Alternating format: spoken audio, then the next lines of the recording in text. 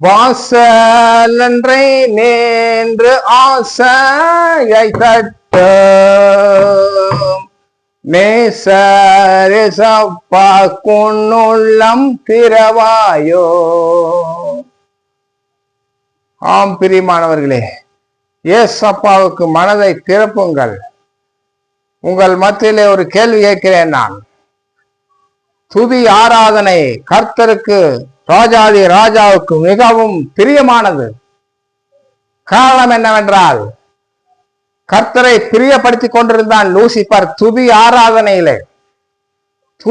துதித்தவரை மையப்படுத்திக் கொண்டிருக்கும் பொழுது அவனுக்குள்ள பெருமை ஏறிவிட்டது.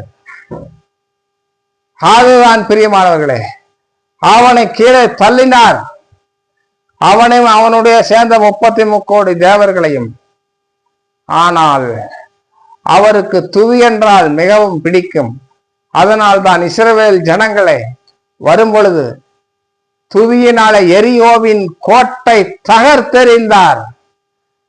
அத்தனை எரியோவின் கோட்டையை கடப்பாறை மம்டினால தகர்க்க முடியுமா? முடியவே முடியாது பிரியமானவர்களே. எரிகோவின் கோட்டையை தகர்த்தது தேவதூதர்கள்.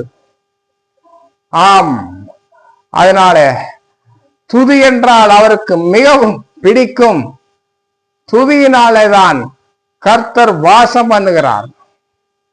ஆம், அவருடைய ஆவியானவர் பிரசங்கத்தின் மூலமாகவும் தூதின் மூலமாகவும் கிரியை செய்கிறார். இருந்தாலும் அதிகமாக ராஜாதி ராஜாவுக்கு பிடித்தது துதிதான் பிரியமானவர்களே.